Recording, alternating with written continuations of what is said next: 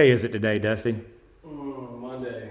Is it Monday? Oh, I was hoping it was going to be Tuesday. It's always a Tuesday when I film. It's one for Monday. Yeah, one for Monday. We got a bigger one though today, meaning this is one that we did some work on. And instead of just doing a dyno tune for someone, this is a car that we did a cam and converter in, what, like 3 years ago? Yeah, and that track team did, I think, then. Yeah, it ran like 720, 730s. Yeah. 8th mile stuff. Yeah. We're at the fast cars race. So this time he came back for some fuel system upgrades, E85, and a big ProCharger, or pretty big ProCharger. I guess it's our combo, right? It's pretty much our BHP combo for the ProCharger setup. And then he added our lower. Yep.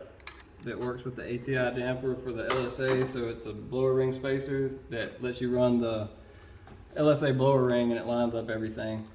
And also increases our boost slightly. Yeah, because the smallest you can get, OEM LSA, like a stock CTSV damper, 7.8 inches. Yeah, that thing looks nice.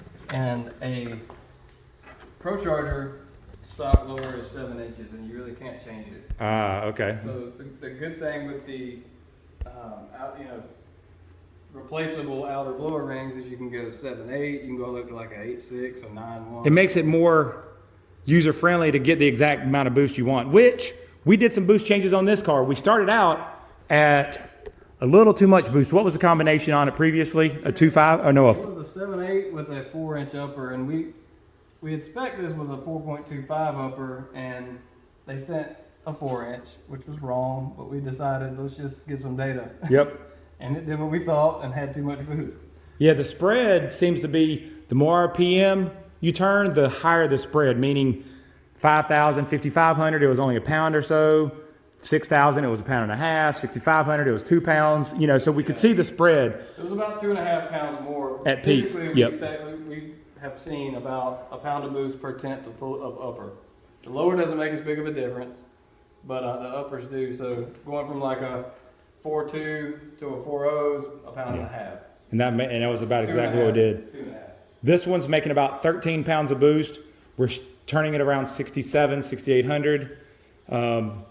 And we knew it was going to make some good power. We had a couple of limiting things with this one. It has a triple disc converter in here. Single disc. I'm sorry. Yes, that was a limiting factor. A single disc converter in here.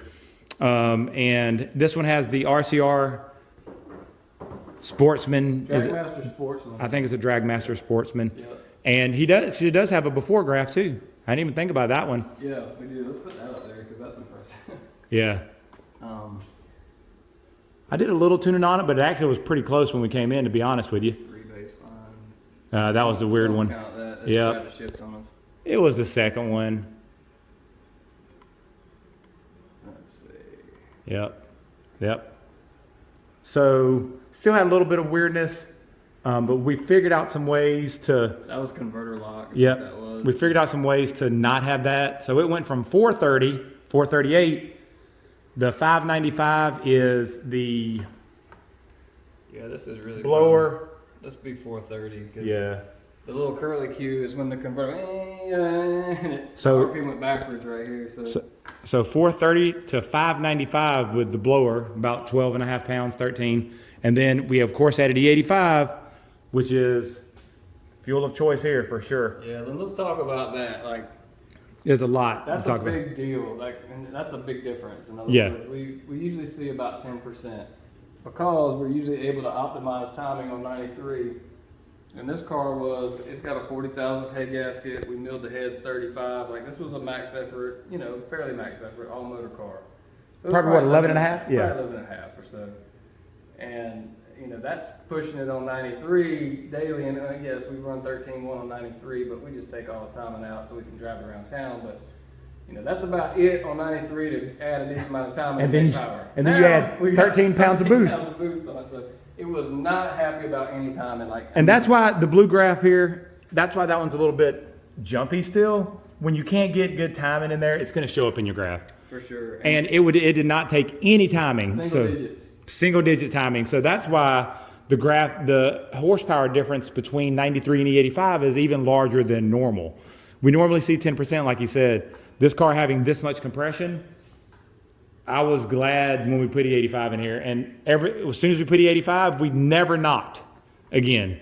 And I don't go crazy with the timing, of course. I want it to be safe as possible, but that's why the graph is so much cleaner. When you look at this red graph, which is of course the E85, no other changes in this. It looks like we did something, you know, it's like. And this was a little time and pull, knock retard, and then it gave it back, little knock retard, it gave it back. And this was, again, 9 degrees, we're talking nothing. So, you know, we knew that if it would take it on the 85, which we thought it would, and it did. Yep. And we stopped giving it timing because a lot of reasons. Issue number 2. Yeah, that was you're coming on the end. We're out of fuel. We're out of fuel system and injector. And the point about the 705 number is that's very misleading because it's slipping 400 RPMs, even locked because it's a single disc. Back to your limiting factor with the converter.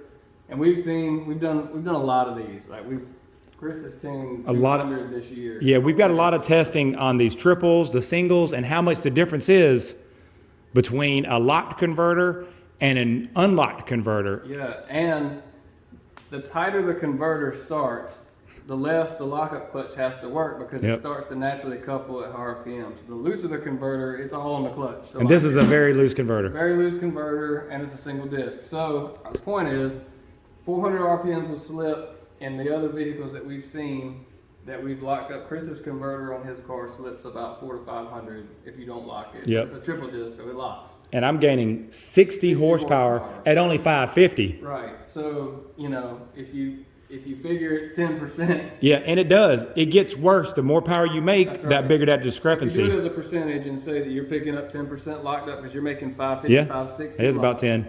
Then there's 70. So we're at 775, you know, or 760, you know, somewhere in there. This also shows why dyno numbers don't mean everything, because this car making 705, I guarantee you if it had a locked up converter, it'd be 780. Right. And we know that because we have fuel injector data and fuel pressure data.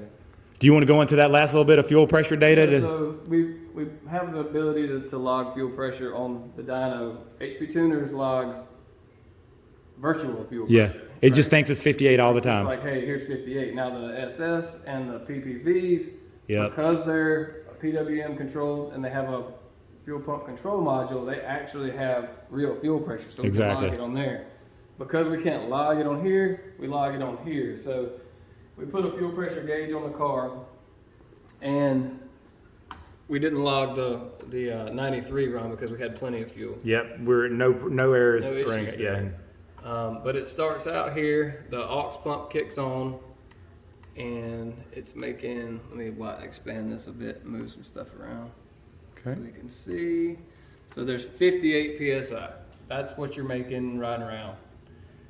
We have a little demand here drop, and then the DSX kicks on, and it hits the regulator again at 58. Now that's another thing to bring up is the fuel pressure regulator in an SS or PPV is only there so that when you're key off and the engine's heating up the fuel, your pressure builds in your rails and your lines, that regulator just serves as an overpressure to bleed that pressure off so you don't end up having 120 PSI when you try to crank the car. Yep, they have a controller that controls the fuel pressure demands when you're driving it. That's right. And so the G8, when it's running, it's always on the regulator at 58, 59, always. Yep. And of course that bleeds it off too, key off, but it's using the regulator in the tank to control final fuel pressure. So the most you can see when you're actually pulling demand and everything is going to be 58, 59. So it hits 58 right here when the DSX comes on, and then it starts using it.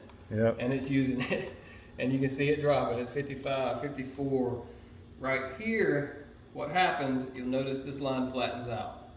At 6,300 in our log on HP Tuners, the injectors go 100% duty cycle. So they are not opening anymore. They're done. They're done. And because they're done, the fuel pressure maxes out, also minimizes out, levels off. It levels out perfectly because it's like an open water hose. Once you get that pressure, it's going to stay the same. That's right. So we talked to the the owner, going over the details, and we don't feel like injectors or a pump alone will get us where we need to be because of that reason. And the power level. I mean, we spent a long time going through this data today, figuring out exactly where we were going to be at.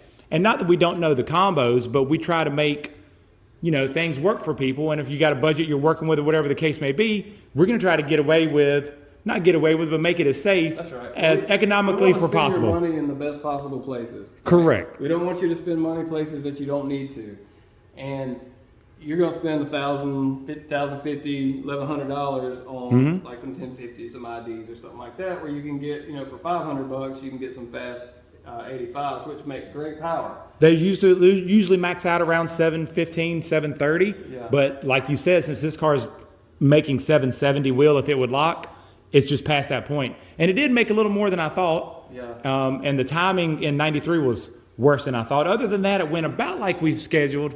13 pounds of boost is about what we were hoping for. Because right. we saw, and we was going to make 15, 16, and that would have been way bad. And for reference, with all our other builds that have a stock lower and a 425 upper, we usually see around 10, maybe 11. Yeah. So it was worth about 2.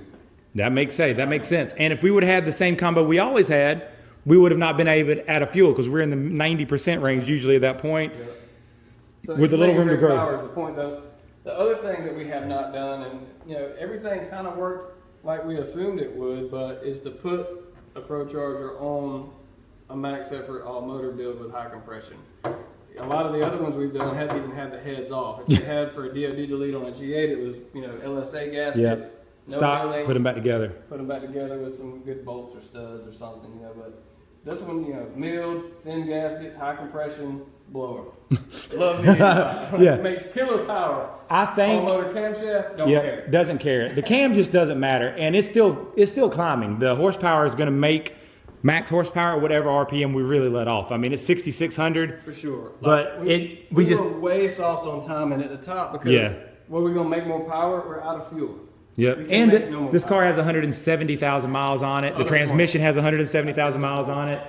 I mean, we want it to live, right? Like, we don't want to blow things up. So we're going to short shift this one. We're going to send it. We already talked to the customer, and he wants to...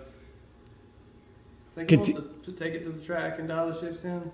Probably, yeah. Dial the shifts in because we want to make sure that it's shifting around that 6,400, 65. We can't have it shifting at 68. No. Like, it's got to make the shift because we don't want it to run where it's out of fuel on the lean side of things. And this one is a good combination. We got some takeaways being such a high compression motor. Like I said, the horsepower I don't think made huge differences on the compression. Do you? I don't. I think it really just made it harder on 93. Very difficult on 93. It did not like any. I had to spend some good amount of time dialing in the fuel and the timing. Would blow the graph. Yeah. I mean, 1 degree would knock and take it out. Yep. And then when we were so low, I put in 2 degrees and picked up 50. Right. And then 1 more degree, it was like, nope, I'm done. Yep. So you find the limit, and again, it narrows your tuning window. Of course. Yes, extremely. It's the things that are going to happen, right? You all know. Yeah. High compression boost. It's hard. 93. It's going to be hard. Going to narrow your tuning window. That's why a little less compression or better fuel opens up your tuning window a bit, and it did that. So, yeah, I mean, I'm happy with it. Don't get me wrong, and it did exactly. If I knew how much power it was going to make with the converter slipping, I would have said this is too much, not enough fuel. Yeah. But I didn't know if it was going to make this much power. And he's going to be back for a nice. We're going to have to figure out a nice dual intake setup or nice pump in there. I'm not even sure if we want to try our 450 because he has goals of 825 or so. Yeah, I just don't want to put anything in there. Again, like we say, we don't want to spend your money and then you're on the edge again. We want to go a little bit farther so you have headroom. So, a return style system would be ideal. That way we could regulate the fuel pressure 1-to-1 with boost. Yep. So that you're seeing on the bottom side of the injector, if you got 10 pounds, your fuel pressure is really like down 10 pounds. If you got 60, you're really seeing 50. That's the other thing to note about that is if you got 51 pounds of fuel pressure with 13 pounds of boost, you're only seeing 38. The injectors are only, PSI, that's right. Yep. So that's a big thing. So like if we can up it 1-to-1 at 13 pounds of boost, we're seeing 70. Yeah. And that'll give the injectors a lot more headroom. Yeah, I think. That'll probably be the next step. That and a triple disc.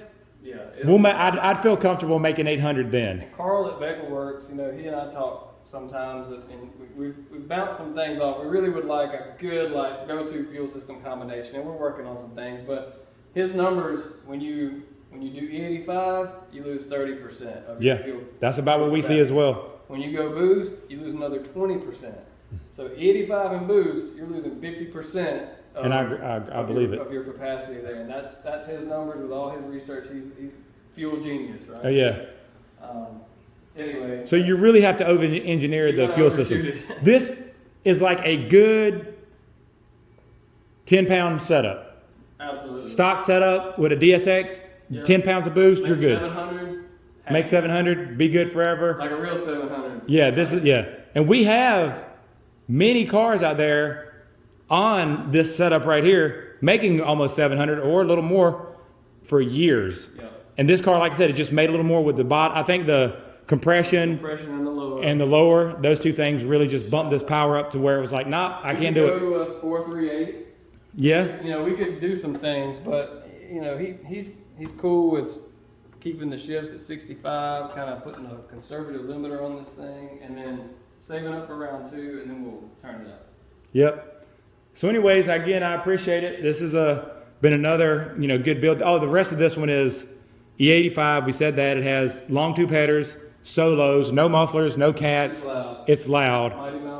Mighty Mouse catch can, of course. Race valve and 3-core, and then our lower setup, which you can get a little shot of that down there. Yeah, I got a picture of that. I'll try to get like a picture too. Oh yeah. But yeah, no, that looks really good. Yeah, it's a beefier setup again, there you and go. it's versatile. Yep. And they work well. We've sold tons of those. We didn't pull the filter for our run. Oh no. That's another thing is the 730 run on the Caprice that a lot of people reference. That was 0 slip, out of injector, filter off. Like it was a lot of little tricks and stuff. Not tricks. Yeah. Like and we were little timing in it. We had little timing. This one had no tricks on the timing, no lockup that was going to do it, no filter pull, no cold run. It's cooled down. It's 84 in here now. I think during the pools it was 90 plus. And so it's a warm day, but you're going to be driving in these conditions, so it's no reason not to worry about it. That's our other thing that we told him is, let's do this before wintertime. Yep. Because it's going to make more boost when that air gets dense. So, it is. Yes. Let's get the fuel. So yeah, let's get the fuel system as soon as we can. Hopefully in the fall, before it starts cooling down too much, we can get them in again, get the fuel system knocked out, and I would love to put about a 3600 stall converter with a triple. She'll flash to 41 on the street for sure, or the track, and then it will rip. This thing his goal is to run 9s. I think he's got the power already, but he's going to need these last few little details to make it consistent summer 9s. So, but anyways, I appreciate it. Dusty got a couple runs on this one, and I think I got a little idle video around when he was pulling it in here. We'll post all that at the end. I appreciate it very much. Thanks, guys.